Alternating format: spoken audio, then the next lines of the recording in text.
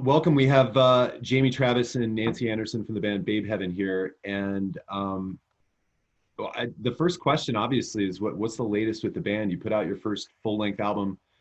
It was November, I believe. And you're speaking with us to help get the word out. But what else has the band been doing since the record's been out in the world? Have you been rehearsing, enjoying time at home before the massive world tour, whenever that's going to be? I mean, not a lot of rehearsing because we're back in full lockdown in the UK now. So not much that. We've been doing some illegal hanging out and writing, me and Jamie, which are not meant to do, but I guess it's work. So that does count. You're allowed to do work. And not a huge amount, sadly. Wish we could have done more. The second album, I guess, is the main thing for us right now. Think about where we're going to go musically and everything like that. When you do press like this, as we say, to promote your music, does it ever get overwhelming? I'm sure it gets to be pretty routine, especially being stuck at home and not being able to be on the road. Some people love being in the spotlight, doing things like this, doing TV shows, doing web, things like that. Others don't. Where do you two fall on that spectrum? I don't really mind it. I can really chat a lot, so I can carry on talking for ages. And so sometimes I have to stop myself because I know that I can just say too much for way too long. It doesn't, yeah, I quite enjoy it. What about you, Jamie? I used to kind of like, not dread, but just kind of be like, oh, I don't know about this kind of part of it, but it's actually not that bad. It is quite nice to talk about it to people as well. You also can like think about things you wouldn't really have thought about, which can be quite nice. Like things can reveal themselves to you if you hadn't taken the time to sit with someone and speak about it, which is nice. Yeah, I'm sure it's nice when people are really interested in your work and all this stuff that you put lots of blood, sweat, and tears into. Have you toured the States yet? No. We were supposed to, the beginning of this year, we were meant to go to South by Southwest and then go like everywhere pretty much, like up the coast, Canada, New York, do it all, and then that got cancelled, sadly. Maybe next year, maybe this year. I guess it is this year, yeah. Yeah, that was one of the first things that let us know here in the States, like, this is real. So when a city like Austin, Texas pulls the plug on that, I have no idea how much that's worth to the city, culturally, financially, everything. But when they absolutely pulled the plug on it, that let us know over here that this is serious. This is serious stuff, and it looks like it's going to be 2 years in a row. So yeah, I mean, we were like, so the whole thing was we were going on tour in America, so excited, South by Southwest, and I just knew. We were like, I was looking on Twitter, just being like, when's it going to get cancelled? It's going to have to be cancelled soon. And then like maybe 5 days before, it was like, it's happened. Yeah, we're like, maybe just make it. It was a serious we were all so sad. We're like, maybe we'll just go other places. And I was like, no, nothing. It's all over. Is there anything that you're looking forward to seeing in person over here in the States? Are there any cities, states you're absolutely going to try to book just because you want to visit those places? Or is it just about playing as many shows as possible for as many fans as possible?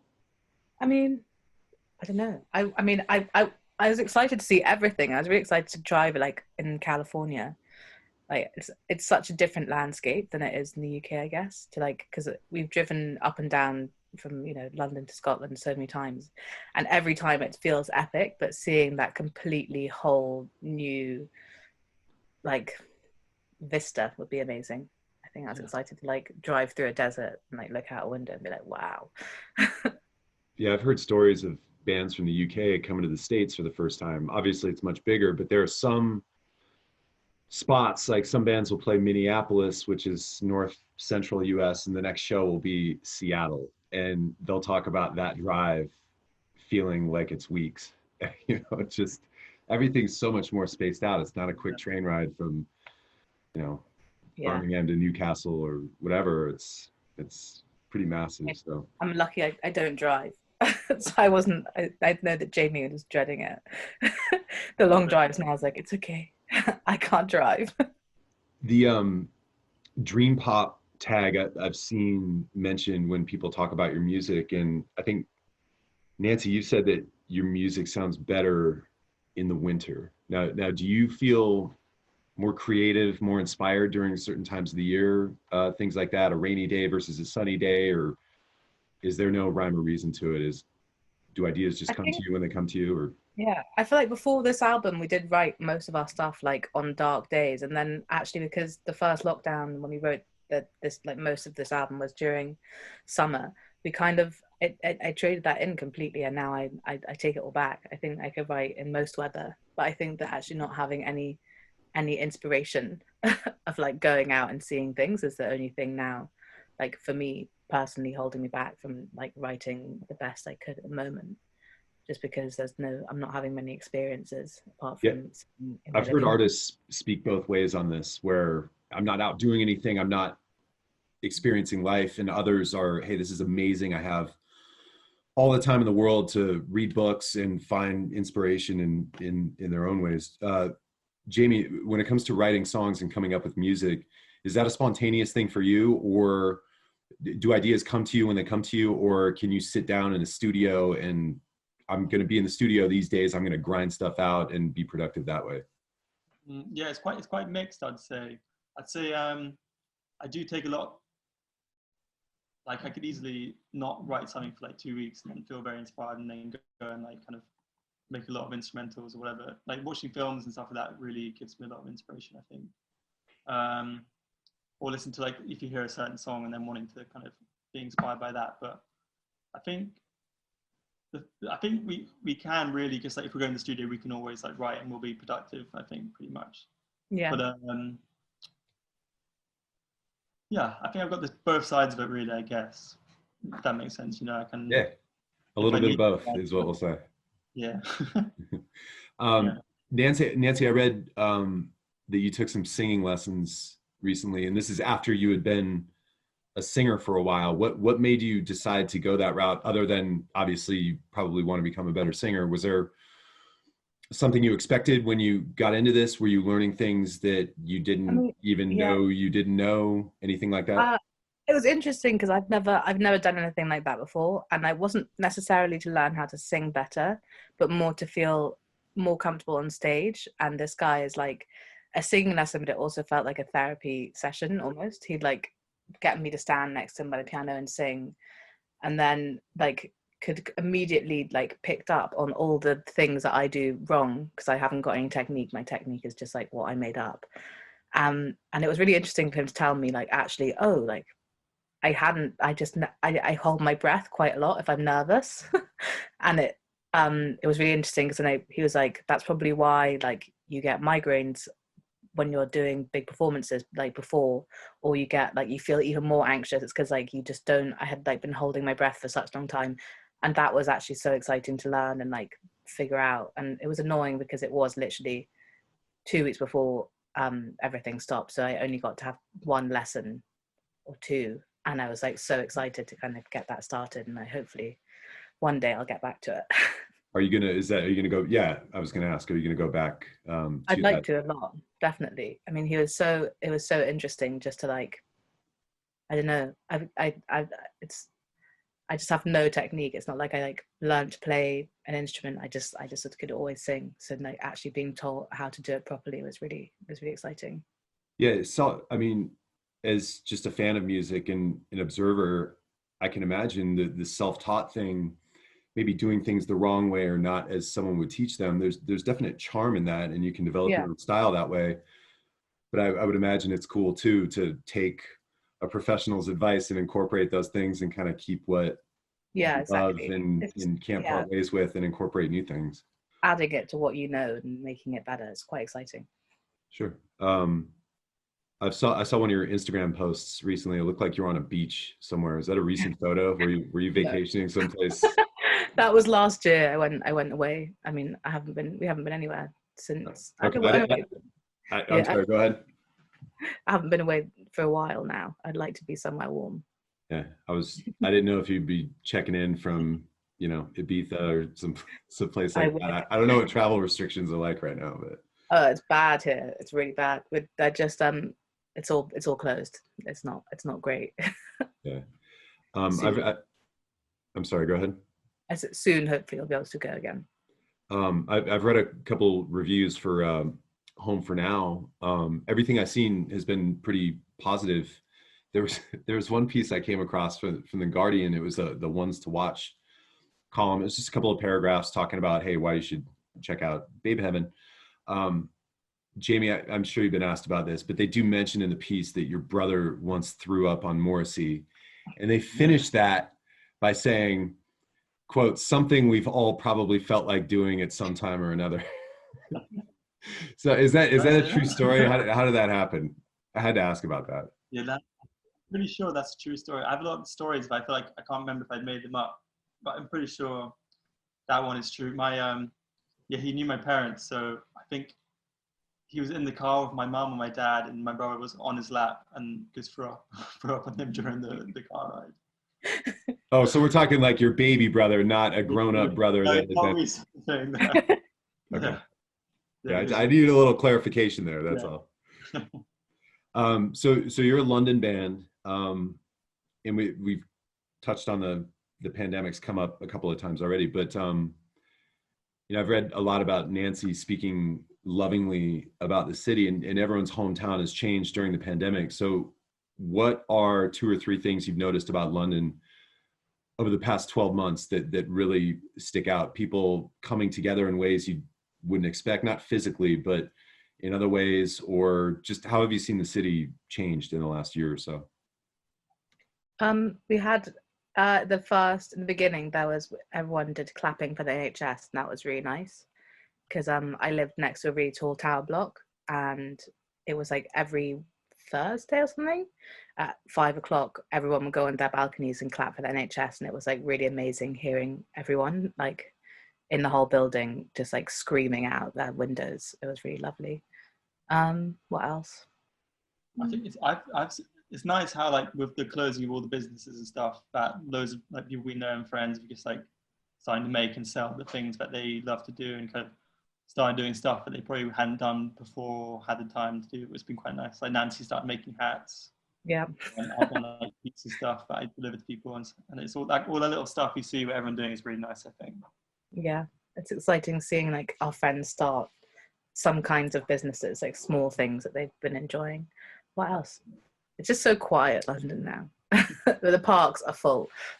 The whole taking life's lemons and making lemonade, Yeah. that whole kind of thing. Yeah.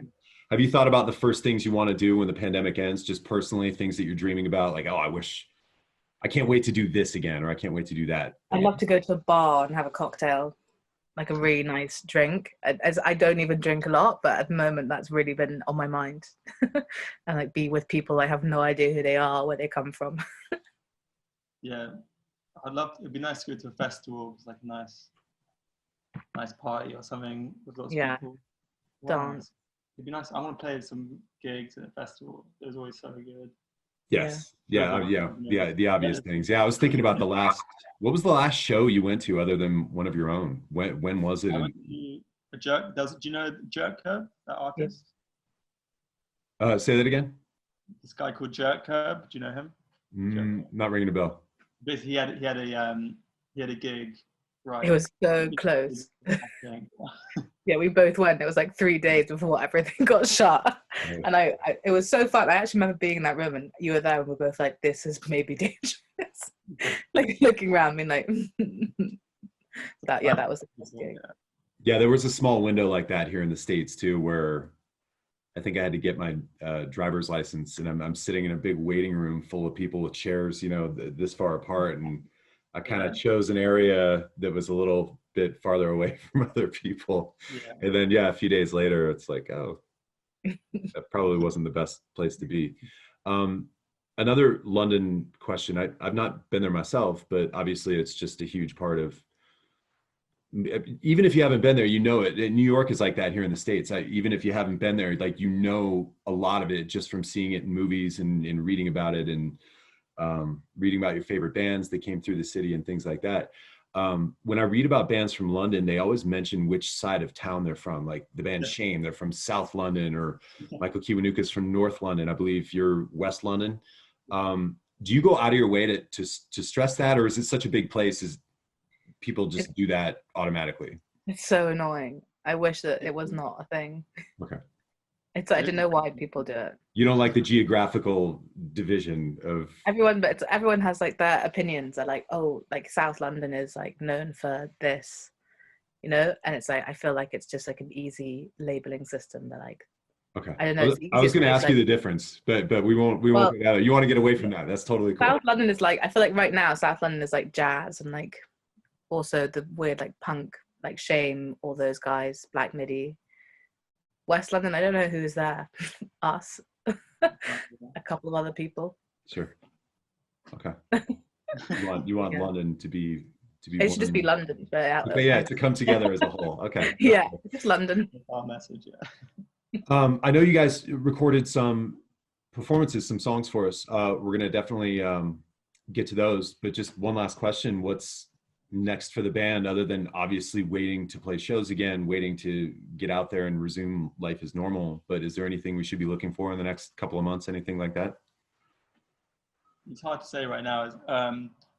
I think our main aim was just we're going to record music and just set up what we're going to release this year. I think there'll be something coming out soon. There's a remix coming out. Little tidbit, yeah, something small. But yeah, maybe another album at the end of the year or something like that. We'll see. Okay. Well, hey, best of luck going forward. I know the debut record came out in a weird time, and things will change. Things will get better, hopefully. So wish you the best of luck going forward. New record from Babeheaven. It's out now. It's called Home for Now. And those performances I mentioned, we're going to get to those right now. So thank you so much for your time, and enjoy the rest of your evening, I guess, where you are. Thank you.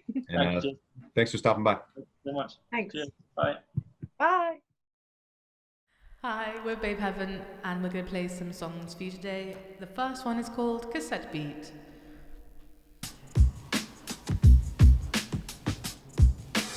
You always call when you're down, but what about me? I got the range. You wrote down the one you wanted me to open up, but it always seemed to me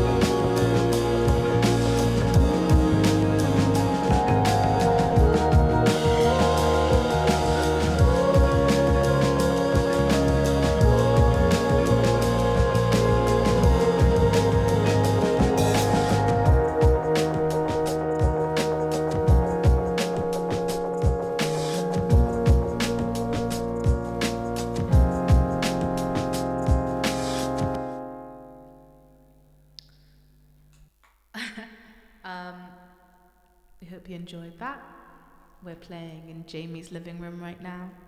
Normally we would be on a stage.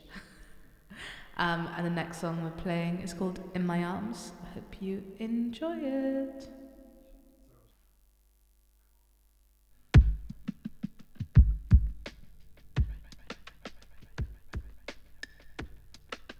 Come straight.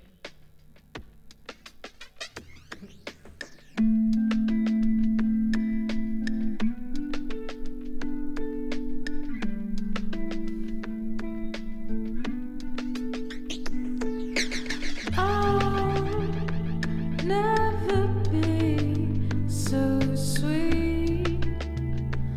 Oh, but you get to choose. If I never said the things I've done, would I be the same one you love, good love? And one of these days I'll find without divine love, the spirit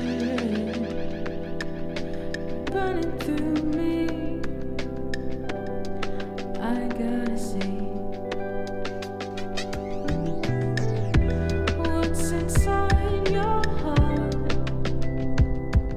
I really won't know. I'm feeling closer to the bones of you. I'm getting closer to the bones of you.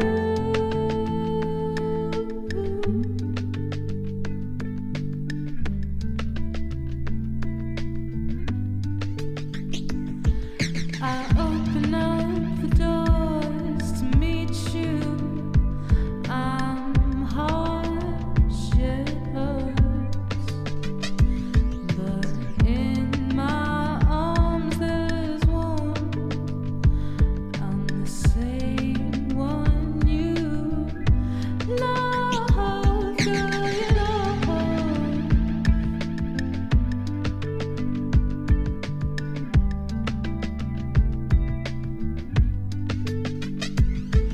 And one of these days I'll find without divine love,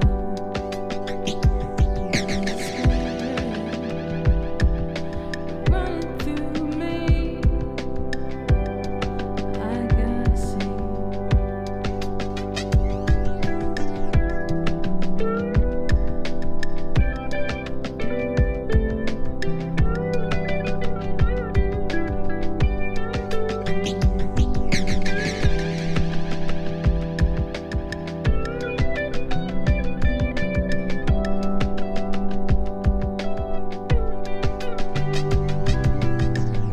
What's inside your heart?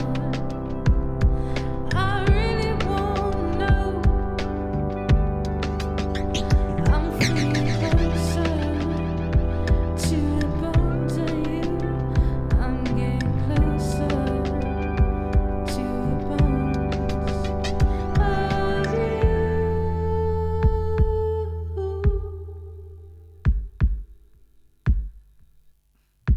Redbone.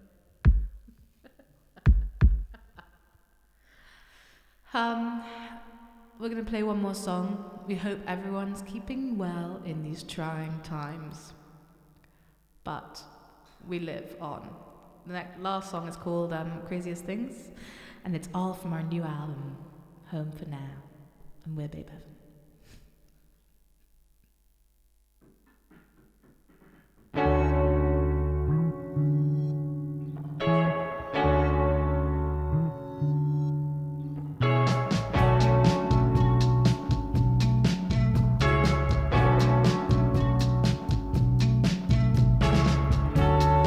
I've been losing sleep. My mind's on the craziest thing.